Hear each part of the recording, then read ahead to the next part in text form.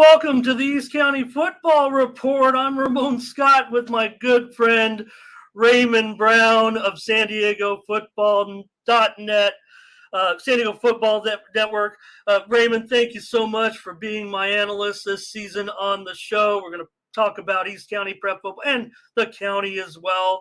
You've been doing this, I want to say, for well over 15 years. You'll correct me if I'm wrong. I know you've been following the prep scene since we were way young, but it's so great to have you as my guest each week this season for the show. We're doing it as a review show, but we will preview some games as well. So I know we didn't preview last week's games. We didn't know if we were right or wrong, Raymond. Thank you so much. I'm so happy to see you. Good to see you too, man. I'm blessed and honored to be here. There wouldn't be no SD Football Network without East County Sports, so I'm blessed and honored. Thank you for having me. I'm very excited about the football season and excited to be on the show with you. Raymond Brown, we got off to a good start here in the East County. I know that you follow in the county for the most part, but you do kind of favor the East County a little bit. You're out here a lot, and so we're going to get a lot of highlights from you, videos this season. We'll talk about all the games, but I don't know how you looked at it. I'm going to ask you to be East County centric on our show. We're of course going to talk about the county. There's a lot to talk about, but Raymond, for the East County, I'd chalk up week one as a victory.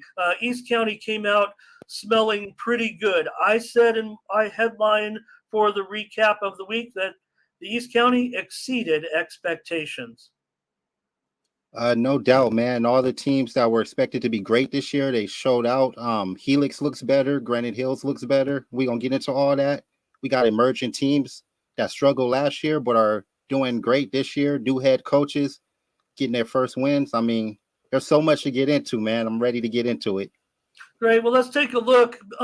We did have a game on Saturday night, and Raymond, we sent you out to Granite. Okay, I get it. It was the big the locally televised game, but it was our game too, and it was two top 10 teams this week. These are the East County rankings that we see there, but certainly probably the marquee matchup of the weekend comes on Saturday night. It's televised locally, defending state champion Granite Hills going up against Mission Hill. Old Coach Hauser, he's got old ties back to the East County, way back when we were doing the East County Daily Californian, man. That's how long he goes back. But Raymond, the Eagles came out.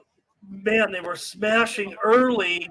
Mission Hills, I thought, did a very nice job to keep their composure, giving themselves a chance to compete in the game well into the second half. I think it shows the quality of team that they are this year. Granite Hills, could they be just a little bit better than last year? A state champion? It's looking like it so far so good, man. My main concern about Granite Hills going into this was their quarterback situation. Remember last year they had two quarterbacks who made plays and were great, but now they're starting a freshman. And I saw him at the Lincoln scrimmage. He looked great, and he looked great in this game, man. To open his career with a big game like this, top 10 opponent, D1 finalist, he looked amazing. Now I was impressed with how he played. Raymond, it looks like to me, Zach Benitez. I don't know how old you are when you're a friend. I guess you're 14 or 15. He's like 14, 15. He's going on 19. He talks like he's 25. I think he's. I mean, you're going up against the Mission Hills team. They're definitely worthy of their ranking. They are a top 10 team. He looked very composed. Now, Granite Hills has two great tandem running backs. They have a defense that may match up with any of those top defenses, if not the best defenses, I'll say it, in the county with who they have. And so he doesn't have to do too much, but the composure you saw the first passes, right, were kind of out in the flat and things like that, but I thought Benitez was one of the biggest stories of the game, actually. Absolutely, man. Having a backfield with two of the most explosive running backs in the county was big. His offensive line did an amazing job. They were dominating. They were physical.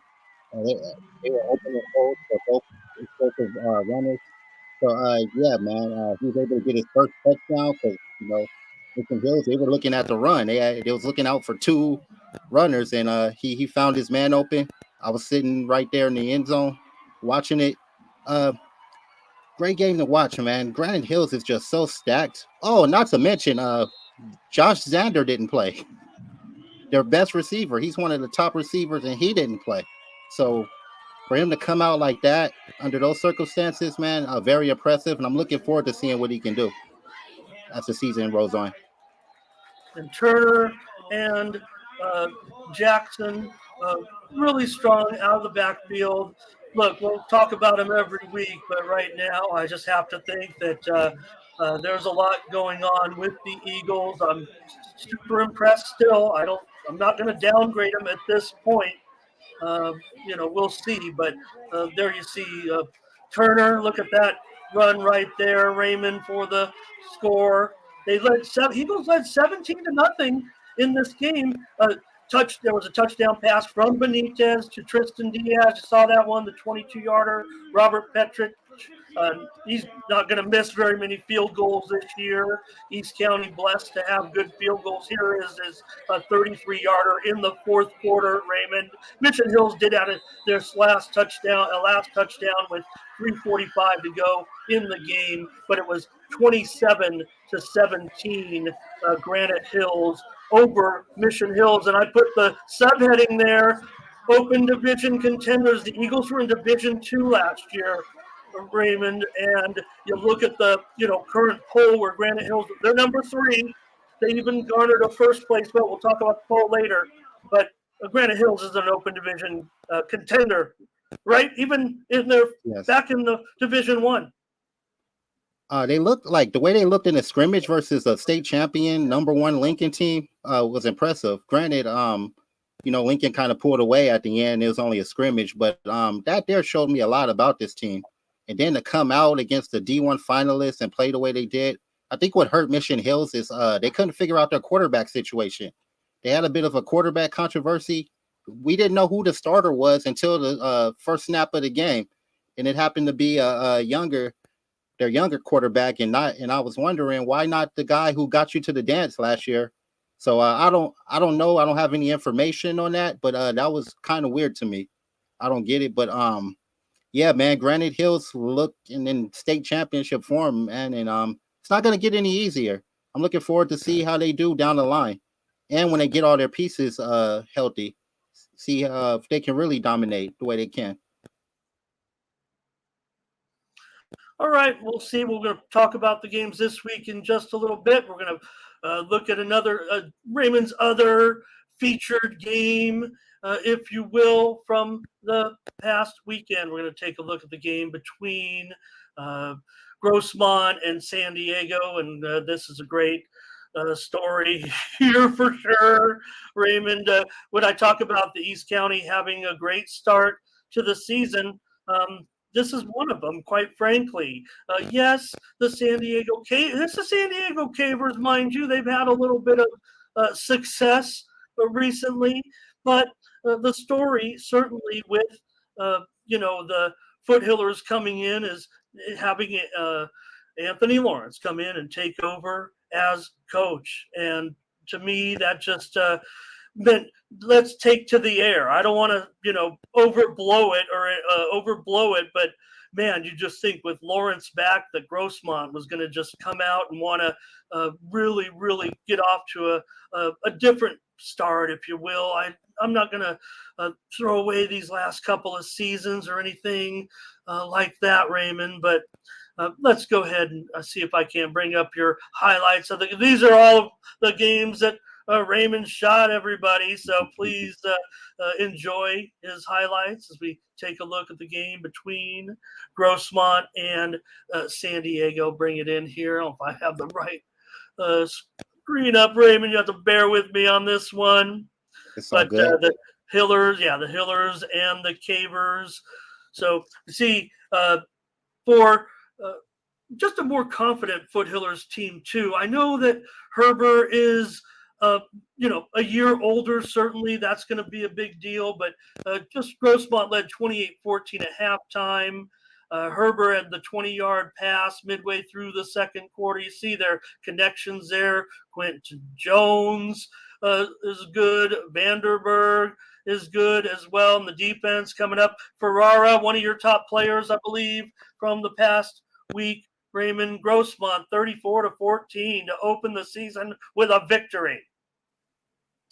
Yes. I covered Anthony Lawrence and met him when he was at USD, where he became the leading passer there as well. This was a big game, man. Anthony Lawrence provided a great spark for that team, and they really desperately needed it after going 0-10. Yeah, man. I have a lot of confidence in Grossmont turning it around. I don't want to be too confident because I was at the game where they beat El Camino a couple years ago, and there was a lot of excitement surrounding that win. They said, "Oh, things are going to be different now." And if I'm not mistaken, they've only won prior going into this game here. They've only won like 2 games since then.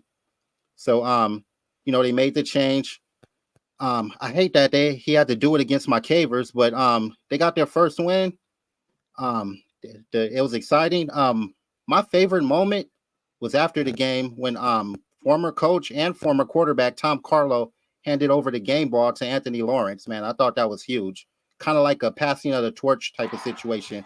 So, yeah, man, I enjoyed that. I hate that my team had to be the victim of the situation, but it's all good, man. I'm happy for them, and I hope they turn it around.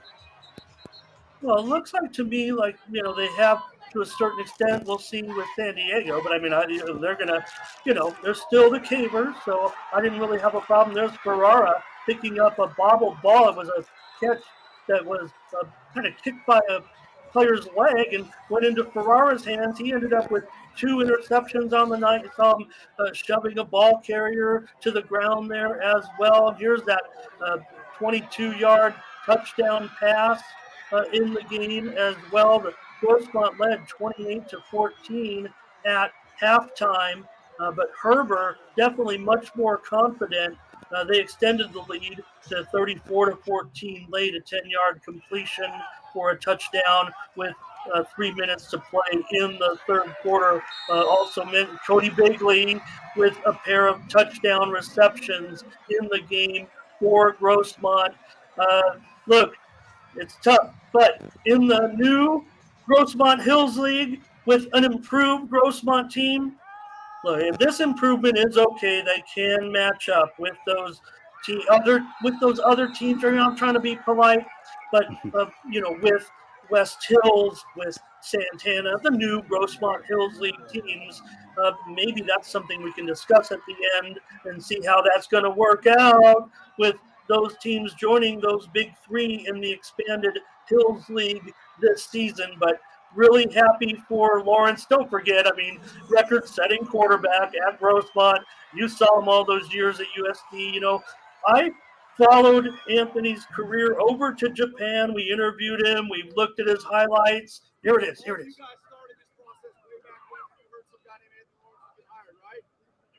Right? It takes a guy to give a vision. Man, someone in this room just got their first high school victory. And we're going to present them with the game ball.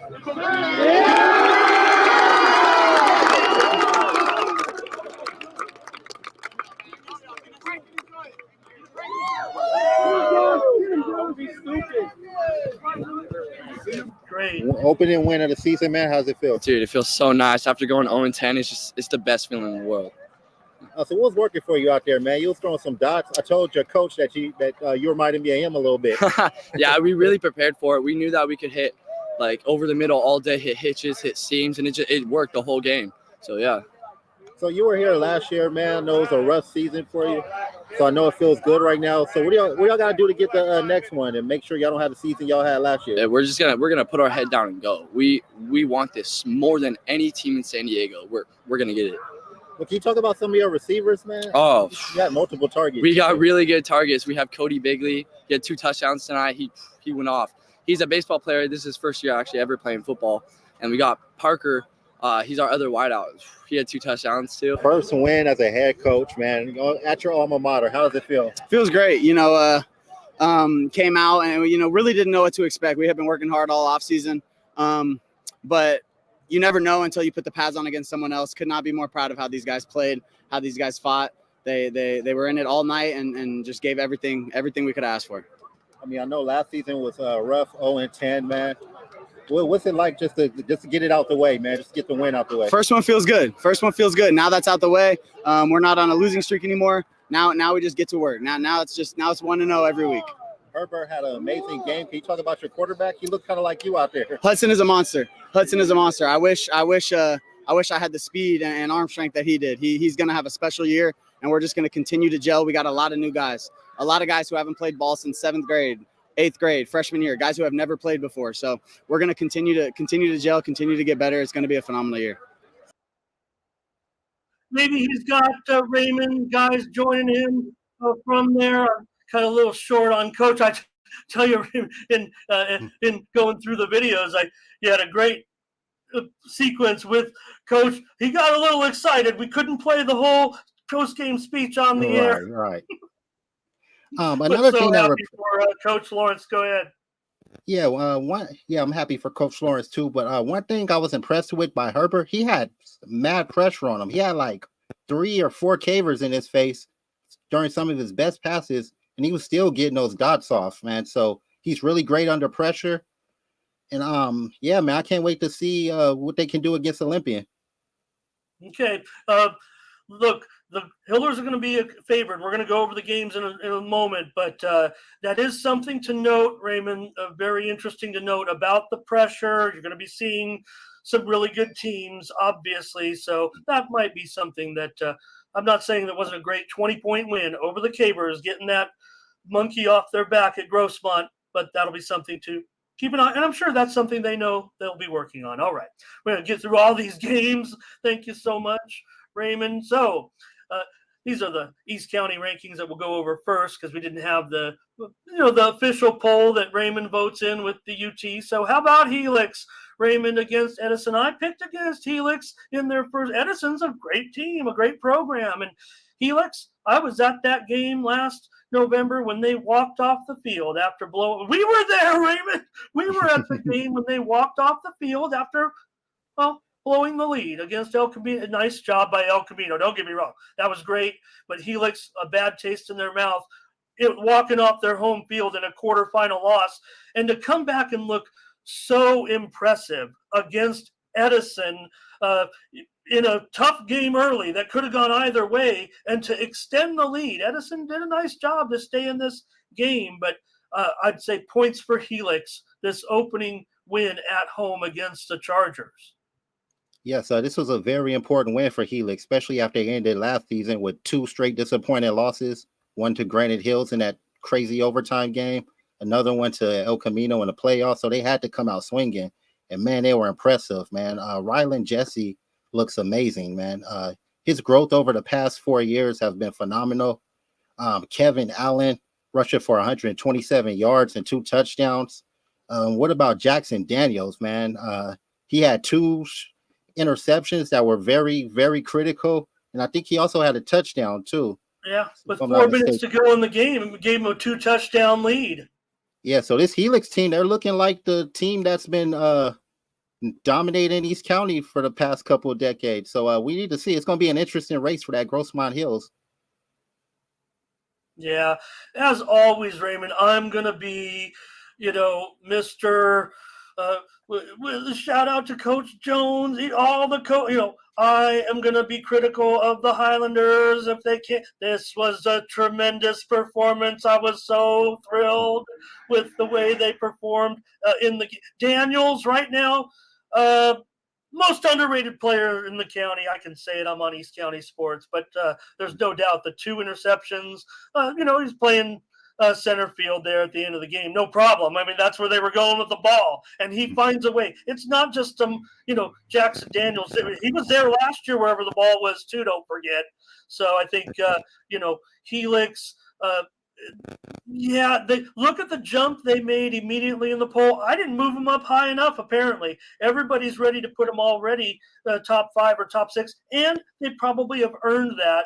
We'll talk about the poll, I guess, in a moment. But Edison, well, stayed in the game. Certainly, Edison led in the game. Raymond 10-0, but the Highlanders fought back. It was 24 all at halftime, and then the Scotties pull away in the second half. So Wasn't this great. game on short notice too?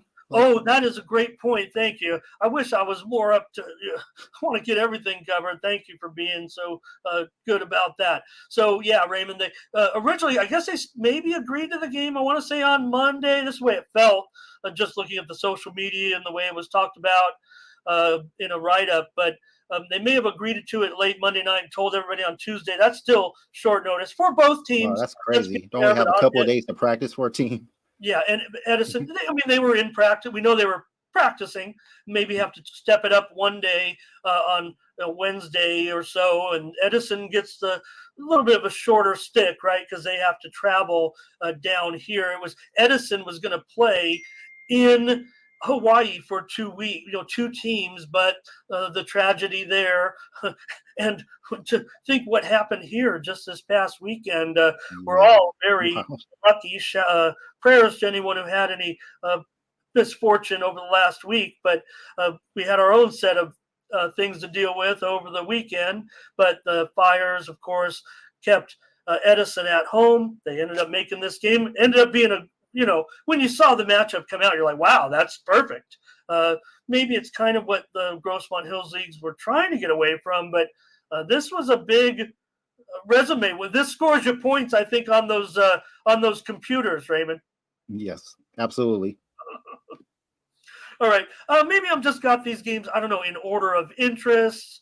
I'm even surprising you with the order, but I know you're always ready. So, Raymond, the Mount Miguel Matadors are the story of the East County. I'm sorry, Helix. I'm sorry, Grossmont. I'm sorry, El Capitan. Even Steel Can. All of those teams, the Mount Miguel Matadors. Coach Verlaine Batoff taking over. Look, I don't think it's a surprise that they won the game 48-14 over Sweetwater. Sweetwater's right now a slow starting team that kind of gets things going. They're still going to be decent for their level, but Mount Miguel, boy, just a big statement game. Big time talent they have. Mount Miguel's already talked about the numbers being up. I mean, you can only imagine. Look, Coach Starr was a legend. He got the most out of those players. Look, they put up record-setting numbers under Coach Starr. It was just tough to win a lot of times with the fewer numbers of players. I'm talking about numbers on the field, meaning the great times that they had with Alan Pompey and the gang with those pinball numbers. They got it done with what they had. Mount Miguel has been one of the most exciting teams, even when they've been on the short end. This is different because they have numbers now. The talent level, yes, it's increased a little bit. Some players will be coming in with Batoff, but still, the overall numbers in general, I think, is what's going to immediately make Mount Miguel a title contender with El Capitan. I'll say it. That's the game of the year in the Valley League, and of course, Mount Miguel will be a contender in CIF playoffs. Absolutely. No one's surprised at what Mount Miguel is doing, especially if you followed Coach Batoffi's career. 4-time state champion at Madison in modern day. Took Kearney to their first CIF finals since the 70s, and man, just everything he touches turns into football gold, it seems. So I'm not surprised, man. Just a great explosive team, man. His offense fits in perfect with Matt Barton and those explosive receivers he got. I mean, I was saying this before Batoffi got there, man. Matt Barton is one of the most underrated players in all of the county, not just East County, man. He deserves way more respect, man. The way he's so patient in the pocket, the way he's so fearless, not afraid to make those tough throws, and he can run too. Like he was putting up these numbers before. Now he's under Verlaine's offense, where it's like we take what we want. Kind of remind me of the 1963 AFL Raiders. Just air it out, take what we want. We don't care what the defense is doing. We're gonna get it. We're gonna score. That mentality fits that offense well, man. You got a freshman, Delonte Williams, man, 2 touchdown catches out there burning defenders, man. That kid has a bright future. He's already got like 10 offers, I believe. I'm probably over exaggerating, but it's pretty close. Man, I'm excited about Mount Miguel, and yes, I'm calling that Grossmont Valley Championship, Mount Miguel and El Cap. That's going to be the game of the year. Yeah, Maybe Mount Miguel, they've saved the whole deal by being good. I don't want to, criticize Grossmont. They have their reasons for doing things. El Cap's a great team. They're favored to win this league, but I think they know what's going on. I think everybody knows what's going on in Spring Valley. I think everybody knew. I don't know. I'm not saying everybody. I'm going to say we knew, but I mean, you just had a feeling. Barton 3 touchdowns in the first half. He also had a 59-yard touchdown run. He's shown he can run the ball last year as well. Matthew knows I'm a big fan of his. Williams, the 2 touchdowns, a 25-yarder, gave him a 6-score lead. He had one in the second quarter. They were up big in this one. Caprice Presley, he was the one that blocked the punt recovery, I think, maybe recovered it for whatever the pressure was on. The same thing happened last year with Sweetwater. Mount Miguel, actually, I think it was Mount Miguel that kind of bombarded him early. So Sweetwater just takes a while to get that swirling running game on. Jeremiah Castillo, not saying he had a quiet game. He did have an interception, but he's so much talent around him. I think it's going to make him that much more of a threat. So I'm on our little intro with all the returning stars of the conference there a little bit. So Hector Armenta's back as well. He was the one that blocked the punt. Presley, I think, recovered it. But Armenta also had a sack, and he forced the fumble. I don't know. He might even recovered it on that one play. But don't forget, Davian McGowan is still on the team, too. He had a 15-yard run for a 20-0 lead. So Mount Miguel, can't wait to see what you have next in store. I have a feeling that it's back to kind of what we saw with those teams over the last couple of years, but with more defense and everything. I think they could be putting up some big numbers against some of the, we'll see. Question. Why do you think it is Matt Barton's getting overlooked? Is it because of the school he goes to, such a or they haven't been successful as far as winning? Oh, no, for sure. You still have to include, Mount Miguel being a lower division team in the pure scope of it. Their schedule will not be as challenging. And look at how, I don't want to say because Coach Verlaine was down as a coordinator with modern, but look at the progression of that program. And that's a blueprint. I'm sure that's a blueprint for what he would love to see happen. Remember, Raymond, you and I are old enough to know when, Mount Miguel, they were trying to look for the name on the PPR After Dark, the Claymore Sword. Hey, I'm not saying that series could ever be back, but, that used to be a real game, the Claymore Sword game between Helix and Mount Miguel. There's no, hope Coach V sticks around for a while, gives us some great football. I would like to see that rivalry come back. I kind of miss that. Miguel deserves this winner, and they are going to be a winner. We'll be talking about them all season. All right, Raymond, another big performance, the biggest performance, the performance of the week. Probably could have led off this broadcast with the El Capitan Vaqueros after their dominating performance over Valley Center. I thought it might be tough. Our teams have had some funny things happen at Valley Center late in games over the years, over the last couple of decades, it feels like. And I thought, oh no, could that happen again? But I figured they were too good, and that maybe, I think it was actually 47-17. I may have the score wrong there, but I felt like, oh man, anytime our teams go up there into the North County, into some of these venues, it gets a look. Brant Barker threw 6 touchdowns in the first half. Raymond, Chance LaChapa, 4 touchdown receptions in the first half, an interception. Right now, this is a deadly combo. Again, they did it last year. They'll probably be better this year in the Valley League. I'll just say it like that as well. But this was a great performance. Yeah, man. I knew Brant Barker and Chance LaChapa was going to have a big year. I didn't know they was going to come out like this. 7 touchdowns, 4 touchdown passes. 4 touchdown catches for LaChapa. Wow, they look dominant. And don't forget, Jonathan Biffo had 2 touchdown catches, balling under the radar. Sean Hayes with 3 sacks. But Woo. man, yeah, the highlight of the week is Brent Barker, man. 7 touchdown passes is insane. But yeah, man, I'm excited about what El Capitan is doing, man. They've had a great program over the years. But my question is, why are they still in the Grossmont Valley? Shouldn't they have moved up to the hills Well, instead I of the can't. I second and think third place team? these guys might not want to talk. I don't know. Look, there has something to do with when the formatting of the league takes place. I think it's actually a little bit in advance, and I don't know if we knew El Capitan. I think we knew they were growing a little bit. West Hills maybe had taken the lead over the.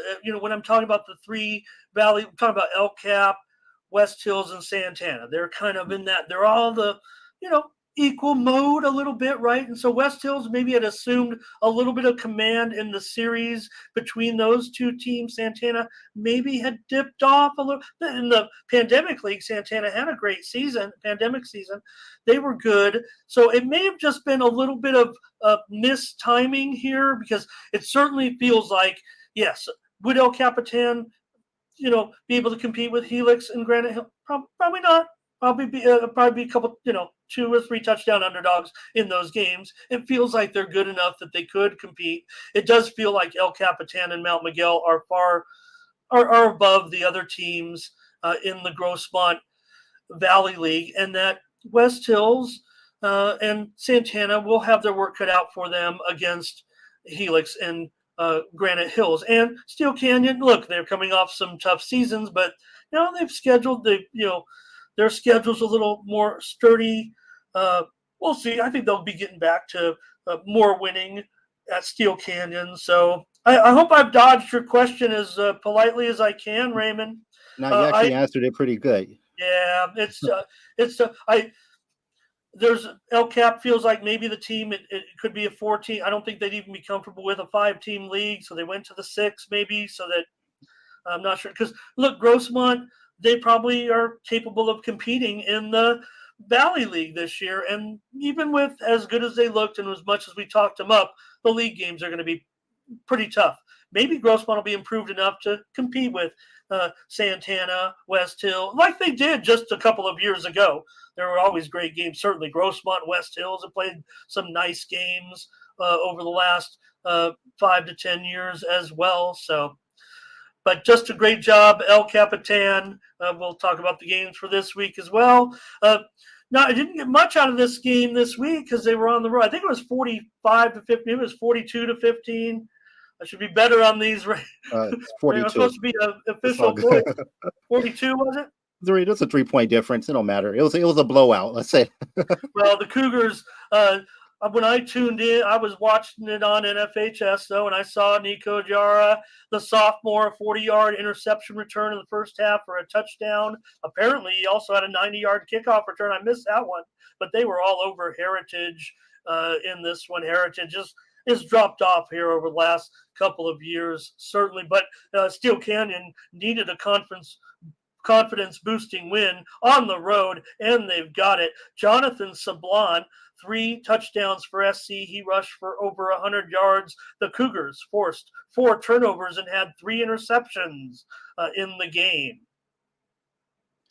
Yeah, man. I have so much respect for Steel Canyon because they're not afraid of anybody. They will stack up their schedule and play anybody that's willing to challenge them. Steel Canyon's strength over the years, in my opinion, has been their offensive line, man. They got guys like Nathan Manzo, just stacks, man. I know they missing a running back, Major Givens, and they did a good job replacing him. So yeah, man, a great win for Steel Canyon. Way to start off. It's not going to get any easier, but congratulations to them.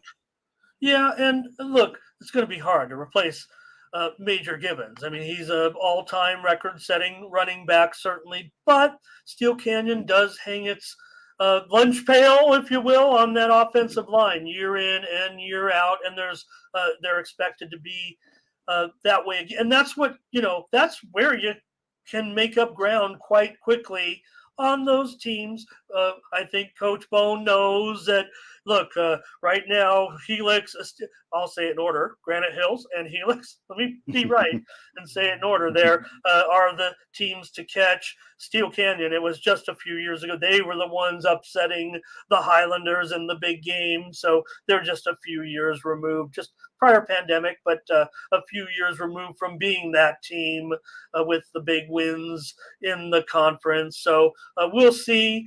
I will say that, where Steel Camp Grossmont can come along a little bit. They had some wild games back in the day, Steel Canyon and Grossmont, man. And maybe some of those Yeah. games will come back here. The Valley League, look, here, the one other thing I'll close out about the Valley League, Hills League, I won't say if it's a controversy, but you have Santana's in Division 4 and they're in the Hills League. Yeah, that's crazy. Look, they built up the numbers. Santana has done a great job, an incredible job, really, of building their numbers, being competitive, making runs in play year after year. We've watched them in at DeVore Stadium in championship games again. Against the likes of Burmeister, they've been in big games. But it feels like when you're asking the team, the Division 4 team, to be in the same league as the Division 2, Division 1 teams, that's where maybe it's like, whoa. Okay.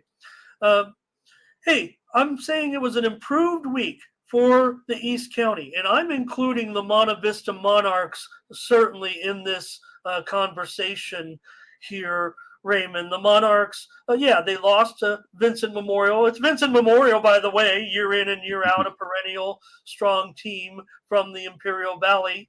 Monta Vista scored on a 59-yard touchdown reception from Rashawn Florence. Watch out for Florence. I would think that he is one of the names you will see from the Monarchs, one of the better players in the Valley League. And, of course, Alex Villanueva as well. Monarchs lose this one. However, it was close early also, I will say. Yeah, man. I feel bad for Monta Vista. Especially seeing everything that's going on with Mount Miguel. It seemed like Monta Vista is going through the opposite. I hope they get it together. No one wants to have the type of seasons they have, especially with the legacy they have. Like, I follow a couple of their alums on Twitter, and they're not happy. They're not happy at all. They see all the hype Mount Miguel is getting. They see all the hype their rivals over at Steel Canyon is getting. They're like, yo, what about us, man? We had McClendon not too long ago. We had Darrell Mack back in the days. Like, what's going on with our program? And it seemed like they think the administrator don't want to do anything about it. But just got to be patient, man. It's hard when you're a private school. You're in the middle of two powerhouses, and Helix is right around the corner. It's hard to build there, man. And I hope they get it together. They got a great coach. They got a legendary coach. I think he'll find a way. They just got to alums. Y'all just got to be patient, man. Trust me. You're talking to a San Diego Caver. Y'all got to be patient. I watched those Caver teams just a few years ago running all over people. I saw them beat up on El Cap one time too at home. All right, Raymond. Hey, Valhalla. I'm chalking one up here for Valhalla. It's not a win. I'm just trying to explain that East County had a pretty good week. I think everybody thought this game would be competitive, though. But Valhalla, Dominic Silva, 173 yards rushing and a touchdown pass to senior Jalen Cruz for an 8-yard score. Valhalla trailed by just a touchdown most of the way. So I say the Norsemen, it was 13-0 at halftime. They kind of came back, did a nice job. I think Valhalla gets some points here from me about this a good start for the East County. Yeah, Dominic Silva, Jayla Cruz, those are two amazing players, two of some of the best players in the East County. But unfortunately, they got to get that winning mentality back at Valhalla somehow. I think they went through a coaching change not too long ago, so it's gonna take a while. But if you want to rebuild a program, those are definitely the two guys to do it with. So I hope they get it together. Hilltop, I don't know. I would hope they do better against the Hilltop. Hilltop is on the rise. I'll say that. But Yeah, Hilltop needs to get it together. Well, one thing, they're like an honorary Grossmont. They play so many games against Grossmont Conference teams, it seems like, early in the season. So we do see a lot of them quite frequently. But a good job, I'd say, for Valhalla. I think that, they'll be maybe relying on that running game a little bit. Okay, I did this one a disservice. This one should have been higher in the rotation. I just begged Raymond to do this show with me a few days ago because I want to talk East County football. West, you can't talk East County football without talking about the West Hills Wolfpack. They got a late touchdown. This was one of the games of the week, actually. They got a late touchdown from Diego Calderon with about a minute to go. The West Hills defense held after the Tigers drove down to the 25, a long completion at the end of the game for Imperial. Ayala to Robles, that great young combination that's going to be really good for Imperial. Took them all the way down to the 25, but West Hills is able to hold them off. I believe Nathan Stevens had a sack near the end of the game, but just a good job. Raymond, the Wolfpack didn't have one quarterback. They didn't have two quarterbacks. They rolled three quarterbacks out there. I'm pretty sure it was by design. No one was injured. Colin Dill wasn't going slipping down the wet pavement. Shout out Colin. There he had a 12-yard scoring run in the game. Hope he doesn't mind me teasing him there a little bit a year after that game. But Wolfpack. Look, the Tigers had the only touchdown in the first half. They scored on the game's opening drive. Raymond, 80 yards, went right down the field. But West Hill's big play to set up the go-ahead score came when their 35-yard field goal attempt was blocked. And holder Joseph Hamilton, one of the three quarterbacks and that they're using, he picked up the ball, ran it down inside the 10, set up a first and goal at the 5. They got a little penalty, moved him back to the 10, but they got the score from Diego Calderon. Dill had 31 yards on 6 carries. Another Oberg. This is Kyler Oberg, 4 receptions, 50 yards. Calderon had a couple of receptions as well.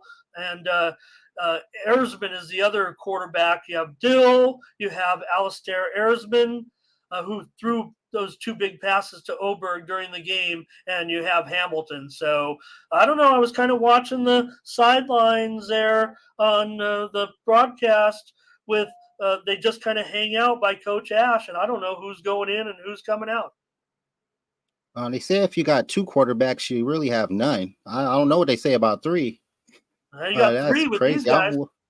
I don't know what's going on with these quarterback situations. I guess they're trying to get everybody involved. Well, it worked for Granite Hills. They had 2 back and forth quarterbacks. So maybe they're trying to have a little copycat. Shout out to Montel Allen. Shout out to SDFNL Magazine. I love what you guys do over there. Thank you guys for tuning in. Send Montel a link and get him on here, but we're already here for 45 minutes, and I told Raymond I'd had him out of the office in an hour. So we'll cover just some of these other games a little bit. If I could, I'm just going to wrap these up because there were some Thursday games as well. So, but involving one of our teams. But here was the Saints beating Patrick Henry 50-7. I try to cover Patrick Henry a little bit, Raymond, but maybe more so if I can just get your comment here on Saints, because right now they are moving up quickly. The plan is in place. They're back. I'm sorry, they're back. There's no need, they're already, I think, number 10 in the UT poll, but Saints, Raymond, the young players. Look, Henry might be a little bit down. They've been good of late. We'll see more from the Saints. In some big games, but it just feels like it's working out right now. Is Patrick Henry the East County team? Absolutely. Did you ever been to San Carlos? Yeah, I live in that area. But great win for St. Augustine. They were a very young team last year, starting mostly freshmen and sophomore. Yeah, man. I'm not gonna put them in my top 10 until I see how they do against Poway. But this is a great win for them. They had a down year last year, wasn't as good as you usually expect a St. Augustine team to be. Yeah, man, dominant performance. I don't know what else to say, man. We're gonna see a lot. We're gonna see a lot about St. Augustine when they play Poway. That's gonna be a huge game. So I'm looking forward to that. Patrick Henry, they're rebuilding. They lost a key player in Caprice Presley to Mount Miguel. He had a lot of seniors graduating, so they're far removed from their championship win a couple years ago. So I hope they get it together. It's a really great program over there. Yeah, man. Yeah, I still need to see more from St. Augustine before I start celebrating them. Zach Morales had the Patriots touchdown. Hoover beat up on Mountain Empire in this one. Isaac Gonzalez, however, he is going to be one of the leading running backs in the county yardage-wise this season, I'm sure. He had 100, I don't know, what do you have, 156 I saw, but might have been more. Yeah, 156 for Isaiah Gonzalez. Very good performance and a blowout win for Hoover. Hoover is on a mission this year. Hoover is on a mission, man. 106 rushing yards for Sardarius Audrey, one of the most dynamic players in the county. 5 touchdowns. Xavier Williams, senior, had a breakout game. 231 receiving yards and 2 touchdowns. And Kristen Noriega, transfer from Olympian, he had an amazing game. He's gonna do great things for that program. I'm looking forward to seeing what Hoover does. They're kind of mad about how their season went last year. A lot of these teams that they're playing blew them out last year, and they kind of think they ran the score up on them. So they're like, yo, this is the year we're gonna get our revenge. And so far, so good. All right, want to talk also one more here. I left them a little bit, but this was because it was on Thursday. It was the season opener, official kickoff. Santana Sultans defeated Canyon Hills 40-21. This is what I'm talking about, with more great play from the Sultans.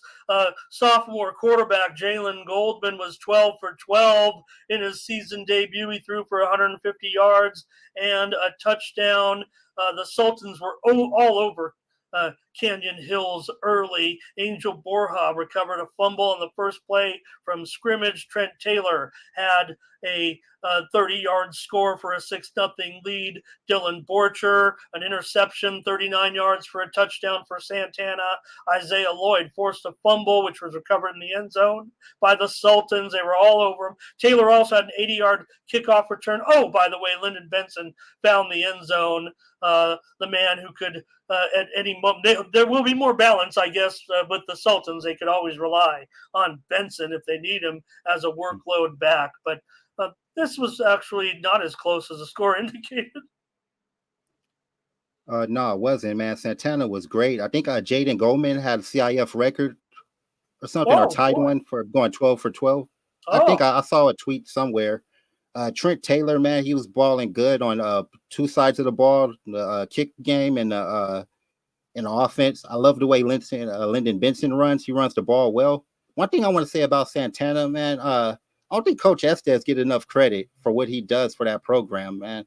Because it ain't like they get a bunch of transfers. Like, these are homegrown players, and he's like developing them from freshman to senior and making appearances in the CIF championship. And I think I'm a bad omen because I've been to their last 3 CIF championship games. Actually, my first high school game I ever filmed was Valley Center versus Santana at the old Q. And I was also at the game where they lost to La Jolla Country Day, and the most recent one against Sarah, who is now known as Canyon Hills. So next time they go to a CIF championship, I might need to stay home so they can finally win one, because I want to see Tim Estes get the credit he deserves. Okay, so shout out to Mr. Hines handing out those passes when Raymond wants to go to the final of the Santana game. Please say no. Deny we'll my need credentials. you there, sir. We'll I need will you understand. there. Maybe you have to do it from on top of the roof or something. All right, so Sultan's a big win there. Also, Mission Bay, I would say a little bit of a disappointment here for Christian. Now, Mission Bay is still pretty good, I would think. They're maybe not as potent as they were, but maybe they are. The Bucks look pretty good. These are certainly among the best of the top-rated teams at Division II, but Mission Bay kind of skated to a win. They scored 24 unanswered points in the second quarter to grab a 24-7 lead by halftime. Patriots did have some challenges in the second half to get in the game. good challenges, I mean, not some challenges putting them aside other than, some mistakes. But Christian was able to come back in the second half. Bryce Vowles had a touchdown run in the first half for Christian from 5 yards out, but Mission Bay wins. Yes, Charlie Hutchinson from Mission Bay, brand new quarterback. He's a basketball player, man, and he was out there hooping on the football field, throwing 3 touchdown passes. So and Isaiah Whitehurst, another great athlete, had a sack, caught a touchdown pass. Mission Bay looks good, man. They always got some great teams. They're well coached. They're explosive. They know how to throw the ball well. They do everything well. So this should be another great year for Mission Bay. As far as Christian, man, I'm such a fan of their program, how they operate. I want to see them get better. But right now they're in a rebuilding process. They got some great players on their team, but I think it's going to be a long season for them, unfortunately. But hopefully I'm wrong and they get a lot better. Hey, you mentioned your affinity for Christian. I want to tell you something too, and I'm going to have something here in the next day or two. I think the people out at Patriot Football probably knew this went down, but I was exchanging some messages with our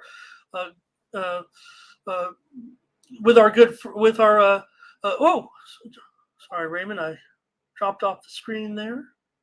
And I was exchanging some text messages with our good friend Danny Mitchell, and he informed me that he was earlier this month inducted into the European American football, you know what I'm saying, a Hall of Fame for his work as a coordinator and an overall, I think,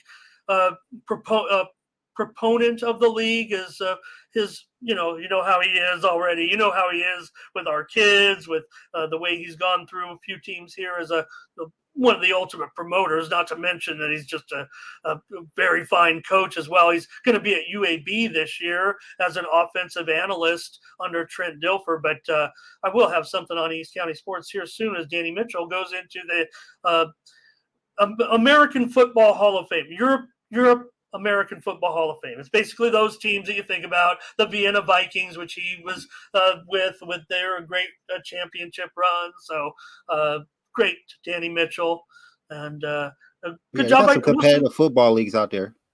Oh yeah, for sure. I mean, they're like in there. They're like almost near the end of the season right now. I was watching.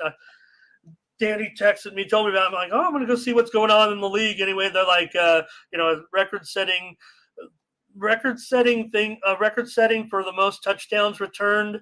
I know it's a European league, but they're one of the leagues that does that little 5-yard thing down on the other end of the field. I was watching a championship game a couple years ago, and it seemed like the coaches didn't really understand the game. Like they were calling some questionable plays at the goal line and stuff. I think it's like football is still pretty new over there, but it's competitive. It's fun to watch, and congratulations to them. That's a real big honor. That was to be in any Hall of Fame. Yeah, it was really, really cool.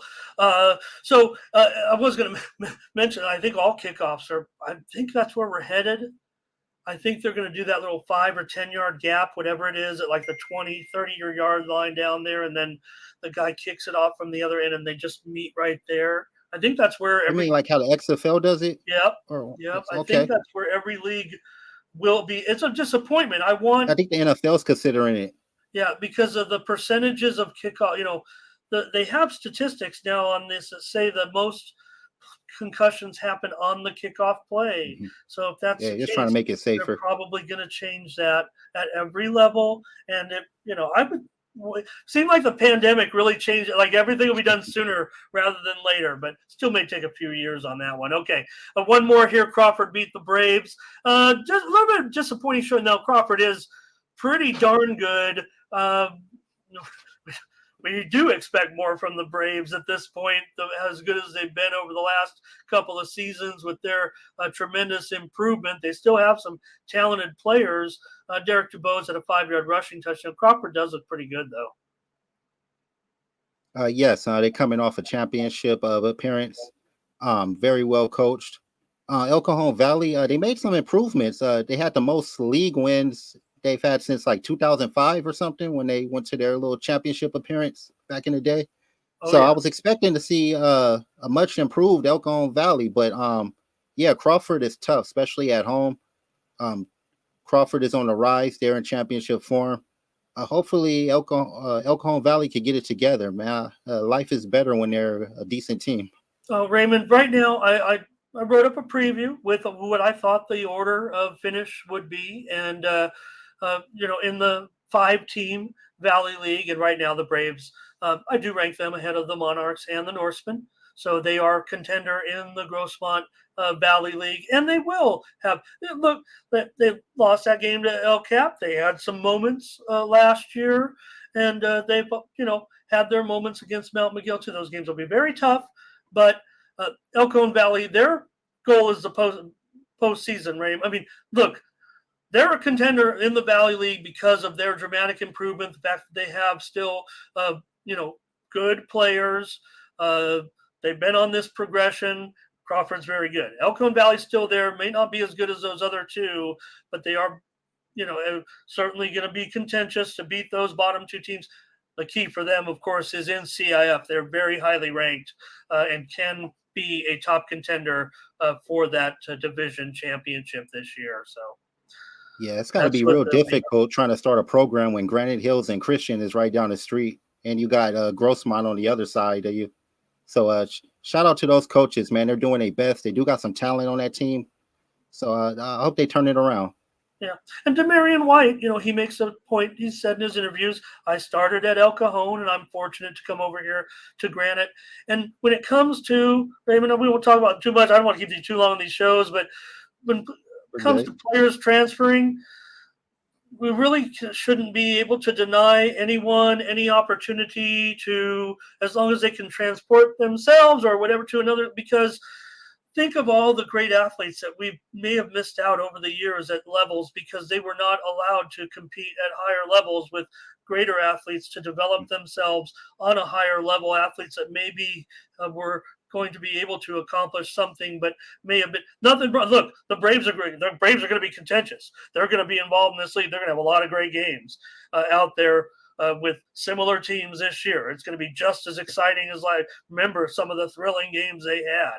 But when it comes to players, moving to other teams, playing on teams in higher leagues and stuff they should be afforded the opportunity, in my opinion, because of, I don't know, everything we've talked about with this history over the last 75 to 80 years. People should be able to play where they can play, and we'll work it out. Yeah, we'll put some limits on you, try to get it done early. I don't think Montel's agreeing with me. I think he knows exactly. That's what he's saying, but I don't know if that's what he's booing, but I think he knows what I'm talking about. Raymond, you don't have to comment on that if you don't want. You're my guest. There's no red shirts in high school. That's what I don't like. So having players sit out a year, that can ruin their college potential. That's the only thing I don't like. In college, I'm saying, it's cool because you can be like a 5th year, 6th year senior. You can take a year off and still have eligibility. But with high school, it's just 4 years and that's it. So that's what frustrates me about having players sit out and stuff. But the transfer, if you're going to transfer, it should be reasonable. I switch locations or something. Or, I mean, me personally, I think kids should be able to do what they want, man. Go where you want. It's your body. It's your mind. Do what you want, man. But yeah, that's my take on it. That's a whole nother podcast. All right, let's go. We gotta get you out of here. Hey, top 10 this week. We're going to show the UT top 10. You vote in the UT top 10 here at East County Sports this year. We'll have our own poll, a top 20, and I can cover that as well with you. But we'll show the UT top 10. You voted in there. Maybe you can tell us how you voted. We start at the top with Lincoln. Maybe we'll just cover them kind of in a group here a little bit because look at the vote. You could tell us, Raymond, your secret's safe with us. Lincoln, 21st place votes. Carlsbad, 8 first place votes. Ramon, he votes Carlsbad. He'll tell you why, but you tell us what you did, what you and why, and what you think about what everybody else is doing. And you want me to start from 10 or start from 1? Well, let's start at 1. I want to get right to it. Yeah, man. I don't know why this is so controversial, but Lincoln, they should be number 1 until they lose to a San Diego team. Even if they lose all their OCC games, I'll still have them at number 1 because they beat Carlsbad in the in the Open Division Championship. They were dominant last year. I think it should continue on. and you can't beat a heavyweight champion unless you knock out the former heavyweight champion. So and granted, Carlsbad deserves all the love they get. They're a great team. They got the best quarterback in the country, well coached. They deserve everything. But right now, until somebody from San Diego beat Lincoln, I'm keeping them at number 1. Okay, and I'm the contrary guy. What do they call it? Crossfire here? What are we on here, Raymond? Anyways, so as a pollster, it's my job to weigh all the factors as to which team I'm voting number 1 or number 2. I watched Lincoln. I stayed up until 1:30 in the morning, whatever it was. Yeah, It was scary. Lincoln, I was worried. They didn't look great. I love Akili Smith. I think he'll be fine. It did not look comfortable for some reason. I think they could have tried more deep balls. I think they probably could have gotten ahead of this team. I thought they were trying a little bit too hard to muscle around a little bit on the Hawaiian club, and it ended up being kind of a closer game. Meanwhile, Carlsbad, does a nice job. They've added, people want to come. People are coming to Carlsbad, right? Some additional talent has come in to say, we want to play with this quarterback and this program and this team. It'll help me get to the next. So it's my job as an analyst to rank teams in a poll. So I do have Carlsbad ahead of Lincoln. But Lincoln, hey, they're still Lincoln. They're still, going to be up there. No reason why they won't go all the way again this year. No reason why Carlsbad can't have a great season as well. And hopefully we'll see the matchups. Granite Hills, number 3. Raymond, hey, it's great. Someone gave a first place vote. I guess that wasn't you. No, I had them at number 5. Great win against Mission Hills. They looked good against Lincoln in the scrimmage, but I still need to see a little bit more from them. But they deserve that number 3 ranking. I wouldn't deny it. I wouldn't argue against it. And they don't even have all their players healthy yet. So I agree with that. But I got them at number 5 for right now until I see what they can do against some more tougher competition, which they will see. Yeah, they may be, like I said, they may actually be improved over last season.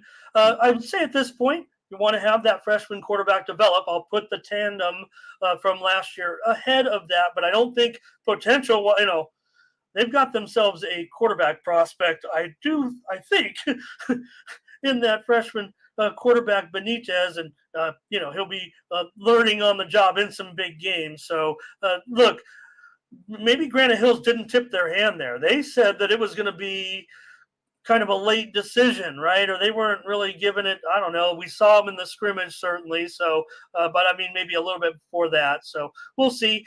I had them number 4. I have Madison number 3 at this point. But I think we just go down here. We know Madison's fine. We'll talk about them in just a minute. Helix at number 5.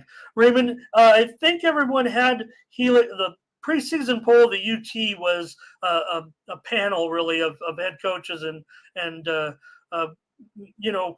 John Maffey gathering the pulse of those coaches that he spoke to. This is the first official poll. I don't think Helix was going to be. They weren't number 5. I still have not leapfrogged them. I probably should. Over teams like La Costa Canyon, even Modern Day. You're going to have to tell me if this Modern Day, if they're dropping off. Even Mission Hills, the performance I thought was substantial against Granite Hills was enough to keep them ahead. Cathedral Catholic, I have as number 5. I think Cathedral will be Cathedral again if they ever went anywhere. So Helix, obviously has gotten a big boost this week, up from number 8 in the preseason panel. The performance that they put on the field certainly was worthy of the top 5, but there's just a lot of traffic in here with very good teams. I had Cathedral at number 3. I think they looked well improved, especially Stevens. He's considered one of the best quarterbacks in the county.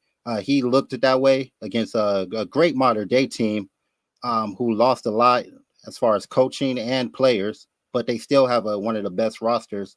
So I don't know. Modern Day is always a mystery because they stack up their schedule early on the season, and they play these good teams and they have a losing record and people give up on them. Then they go on this big run and end up in winning the state championship. But right now I got them at number 8. I need to see more from them. They got Carlsbad coming up. If they can get past Carlsbad, we might have to respect them again. But I don't see that happening.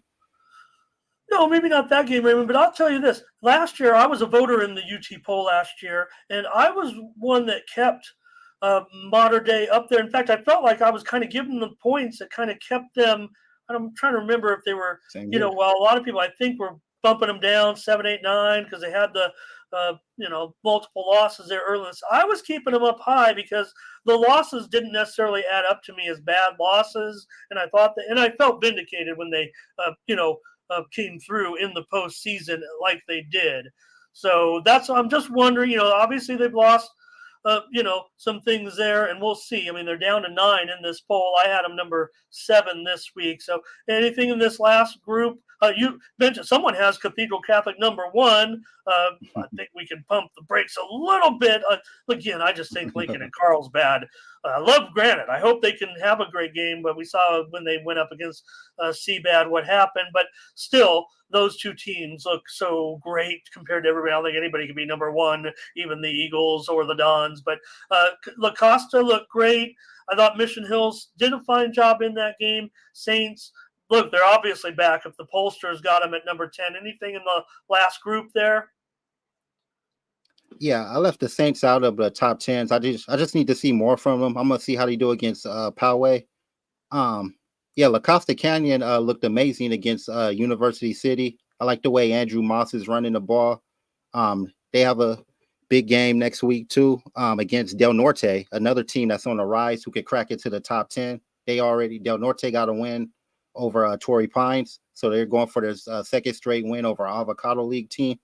So it's going to be interesting. This week is going to say a lot, and I think the poll is going to look totally different, except probably like at the bottom 5. I think it's going to be the same at the top, but at the bottom 5 is going to be some traction. Okay, I'm going to have to take a look at some of these county matchups and see what you're talking about then when we get done here. Okay, I have Helix number 9, by the way, maybe because I'm, Mr. Cynic always when it comes to my Highlanders, but I'm ready. I'm ready to put them up higher. I'm always ready to put up my Highlanders higher. I have them at number 6. I like the way they're playing right now. Very explosive on both sides of the ball. And I think that they're hungry, man. They don't like the way last season ended. And I know that's been in their heads all off season. So I think we're gonna get a high powered Helix team that's ready to go. Yeah, I almost want to chalk up, say, last year for Coach Jones that, you know what? This was the first time that Helix kind of went off the board a little bit and kept it in right. So just wondering, Coach Jones, give me a little experience here. Look, I mean, been with the program, but I'm just saying as the leader of the bunch, let's see what happens right now, because things look like it was Helix. Everything was Helix-like in that game. Okay, I had Saints 10, so everything there is pretty the same. Also Rans here, I only will point out El Camino, by the way, they dropped for me to 11, but El Capitan gets 11 points here from the polls. They were like my number 21. I'm sorry, Vaqueros, love you. I hope you guys don't worry about my poll. Don't even worry about this poll. Don't worry about the polls. But this ahead of teams like Poway, Del Norte, San Marcos, they're good. El Cap's good. But these teams are okay too. I'm not sure. Chula Vista, want to see this week. Chula Vista's coming in to play Mount Miguel. Raymond. Yeah. I don't like Chula Vista's chances in that game, but we'll see. They looked good last week in their game. They had a running back playing with a heavy heart. He lost his mom. I know that was on his mind. He rushed for over 100 yards, had a great game. So I think the best chance you have at beating Mount Miguel is like running that ball and controlling the clock. So if Chula Vista can do that, they might have a chance. But I think Mount Miguel is too explosive for them on both sides of the ball. I think the one discrepancy you had with me is that you had Cathedral. Oh no, we're very close there. Yeah, I think we're pretty much right on. All right. Thank you, Raymond, for divulging your poll with us. Let's go into this week's games. We'll get you guys out of here. Promise, Raymond. But No, take your time, man. We're good. hey, you wanted to take a look. I was going to scrap the matchups because I didn't want to keep it too long, but because we didn't have them last week. But it's You worth can it do for some quick me. picks. Oh yeah. In fact, I'll let you kind of maybe I'll save mine for my previews a little bit. I mean, I think we know what I'm kind of picking some of these. But Olympian and Grossmont here, it feels like for Grossmont, the momentum is all positive at this point. I gotta feel like I want to give the Olympians some credit here, but I really want to give Gross. They could win this one by more than a few touchdowns, Raymond. Yeah, this is a very winnable game for Grossmont. Hopefully they keep that momentum going they had last season. I mean, last week. I'm tripping. I see Grossmont winning this game. Yeah, I would think.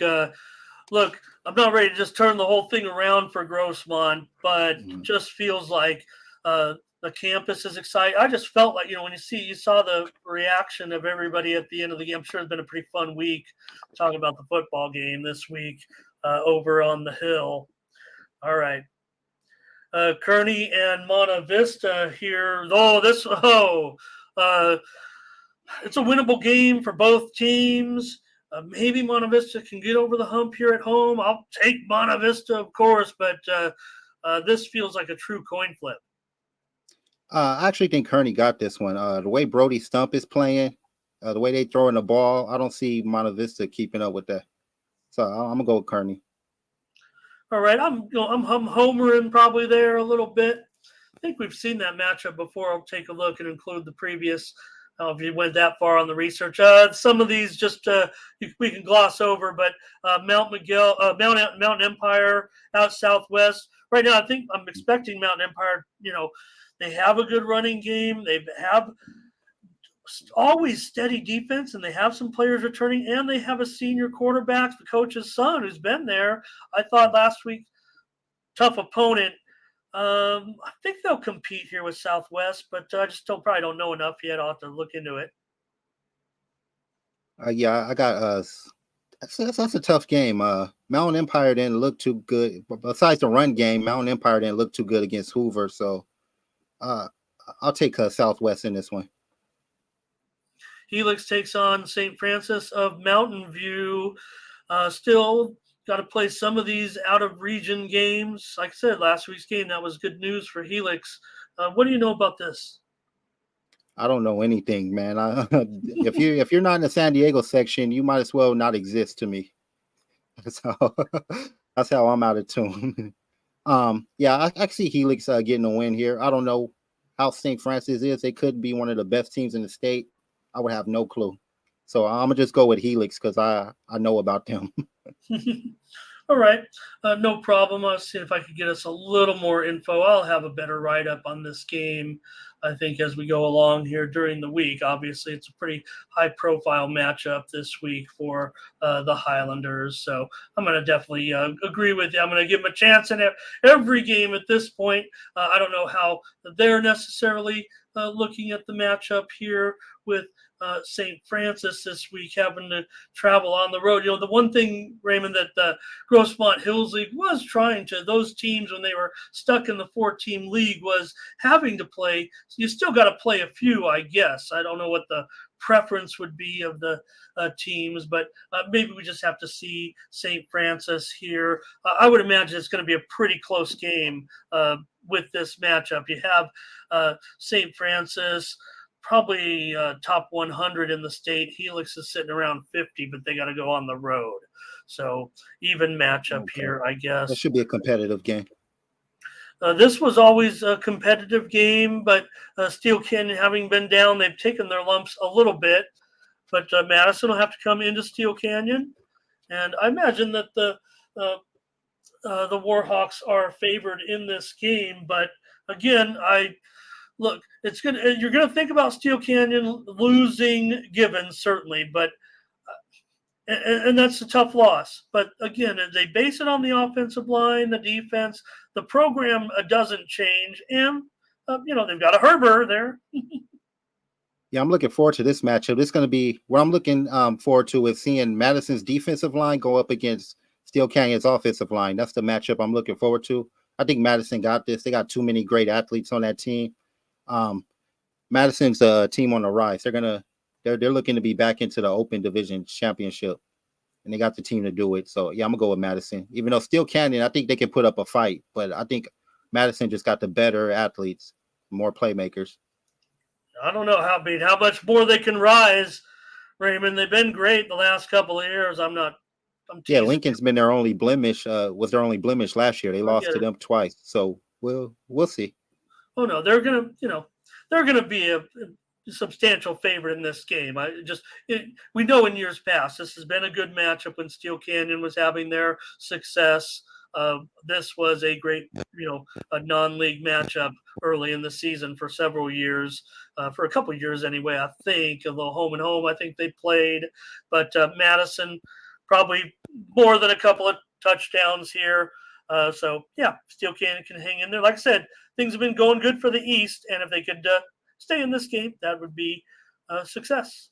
And no matter what happens, you got to respect Steel Canyon for their scheduling. They're gonna schedule the best teams, and that just does good for their players, getting them ready for the next level. The better the competition, the more prepared they're gonna be when they get to college. So shout out to Steel Canyon. Oh yeah, no, I have a feeling they'll be back. Look, that was a little bit of a bump in the road last 2 years or so, I believe. I mean, their history proves that they've been one of the strongest teams. Okay, here's another good game. West Hills going out to the island where it can be a little dicey. Certainly, this is going to be a tight game here in this one, Raymond. Yeah, man. Graham Bowers, athlete at Coronado's, playing good. I think he had 3 touchdowns last week. I'm gonna go with Coronado in this one. I like the way Coach Hines got these boys playing. But West Hill's gonna give them a competition. I wouldn't be surprised if I'm wrong on this one. But I'm gonna go with Coronado.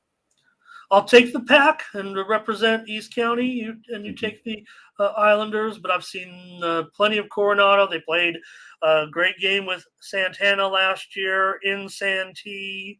So I think they're on the level here. Coronado's had, some big games too out there at home. And look, I know you're making the old cliche there with if you don't have one quarterback, you don't have. If you don't have two, you have one.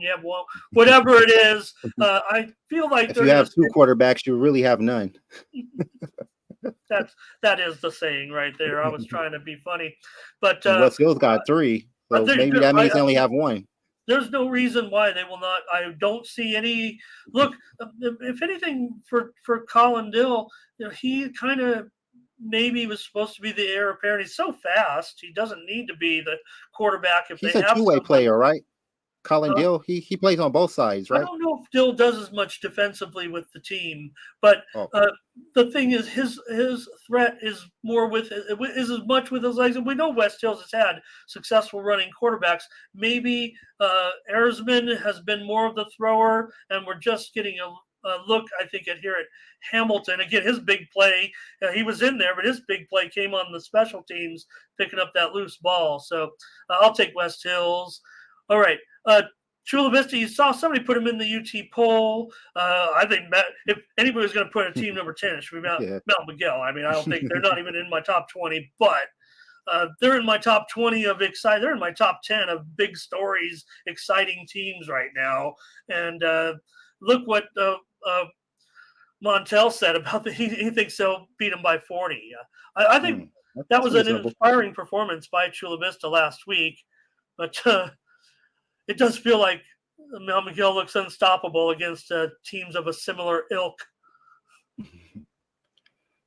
Yeah, I got Mount Miguel winning this one. They're too explosive on offense. They also got some playmakers on defense. I'm just excited about Mount Miguel as everybody else is, man. Yeah, but hopefully it's a competitive game. I don't want to see too many blowouts, but yeah, Mount Miguel, they just got that explosive-ness about them. When these teams have met in the past, these are frequent preseason teams too. They've played many years, and when you get down, when it was back in the day when that Chula Vista turf gets a little long, was getting a little long, and Mount Miguel come in with their running game a little bit and make it a little bit tough. All right, I'm on the Matadors here. Sweetwater and Santana. Well, if Mount Miguel just whipped up on Sweetwater, I would think Santana would do the same. Yeah, I'm gonna go with Santana. Take Santana by 4 touchdowns or so or more. It feels like here. Really interested to see Goldman. He was highly touted coming in late in the season last year as a freshman. He might not get the right type of looks, but that number stood out. That 12 for 12. El Capitan and Canyon Hills looks like a mismatch here. Yeah, we're going with El Cap. Classical Academy and Braves again. They're scheduling pretty tough. Again, the Braves are a championship contender in the division, no doubt about it. This is going to be a tough game. Yeah, Justice Smith for Classico went off last week. 22 carries, 146 yards, 3 touchdowns, 348 all-purpose yards. He had 149 kickoff return yards. So, yeah, I'm gonna go with Classico, the defending CIF champions. I think they're going to continue to roll. Classical Academy. Do they have any kind of ratings where you're like athletic program ability combined with size of student body? Is that Classical Academy number 1? I think. Probably. I don't know how they're pretty For awesome. as small as the school they are, they do got some talent. Like. Shout out Classical Academy. All right. Mar Vista here at Valhalla. This figure, I would think this is a pretty good game. Now, Valhalla, maybe a bit of a wild card here a little bit, but again, East County is pretty familiar with Mar Vista, too. They're kind of like the Hilltop. We play them a lot with some of our teams early in the season with mixed success. I would say we got Mar Vista's number a little bit, but Valhalla's recent dry spell certainly makes this a competitive game. I think the computers have Mar Vista here by about a touchdown. Yeah, Mar Vista's coming off a great win over O'Farrell, up and coming school, just started not too long ago. But they had a quarterback who got his first start. He was 17 for 21, 337 yards and 4 touchdowns. I got Mar Vista winning this one, even though it could go either way, but I'm gonna go with Mar Vista. Okay. I'll take Valhalla, maybe a spring and upset. Hey, yeah, don't hold it against me if anybody reads. I actually write all the games up if I have time, and I make it seem like I have time. I have time for my East County prep family. I wish I had more time. I want to point out one more game, Raymond, before we go. You said 9 o'clock, got you off the air here. But I just want to point out this game is going to be tremendously intriguing. It might not be close, but the California School for the Deaf, Riverside, is going to come in, the defending 8-man champs. They are incredible to watch. If anybody wants to go see a prep football game and really be just amazed, go see this California School for the Deaf, the Cubs. They won the state championship game last year. I want to say it was 86-20. Foothills Christian has had tremendous success. They're back in 8-man. They've had success. They've won. I believe they won back-to-back titles just a few years ago. Try to follow them a little bit closely. I don't hear from them too much, but anytime they put their stats in, or if I can see some of their social media posts, I'm totally into whatever Foothills Christian is doing with athletics. Reportedly, Raymond, they're going to be in for. They've been good. They played some of the best other 8-man teams in the county. They've had some incredible games. They get kind of high scoring sometimes. Apparently, the Cubs are really, really good, and they are just a visual delight because of the way they have to operate the game, from the snap to the substitutions, even to the celebrations. I'd say if you're going to go see one game this week, look, those are great games. Love all the teams. There's some incredible matchups. You might want to check out this game. I don't even know which way to go with this. This is Foothill Christians. They opening up the season. Seems like the California School for the Deaf already got their reps in last week with a win. Oh, man, I'm gonna go with the hometown team, even though probably California School for the Deaf should be favored because they're state champions. They already got their win in. They're gonna be more game time ready. So but I'm gonna go with the hometown. Go All with right. Foothills It could, Christian. I yeah, think it they'll could pull off the be. upset.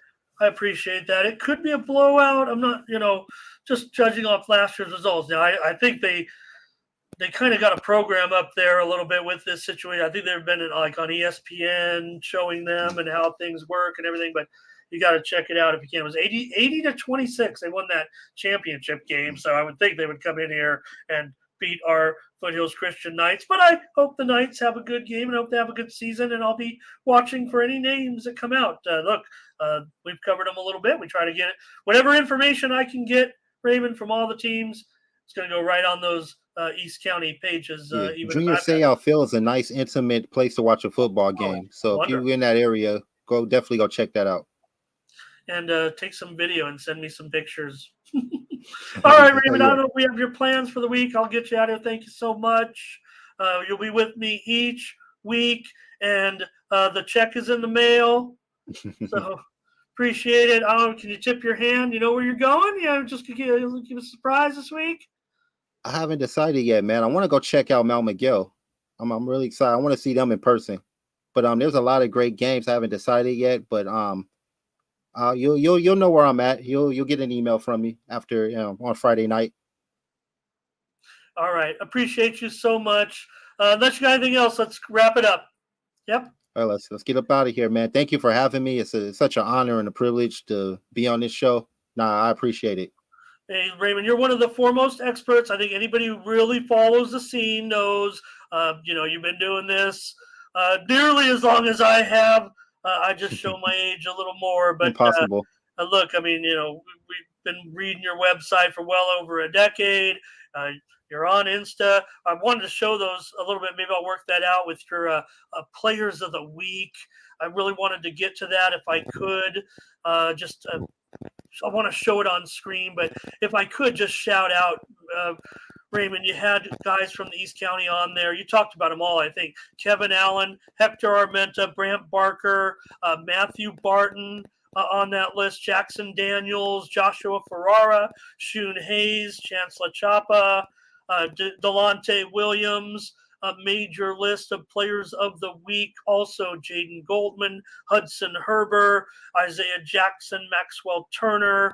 I'll have these up on screen next week, I promise you. Also, Trent Taylor. So appreciate all your work, all of our photographers as well, and you for going out and shooting some great video. We're going to feature those videos every week. So appreciate you very, very much. And follow Raymond on Instagram, on X. You called it Twitter.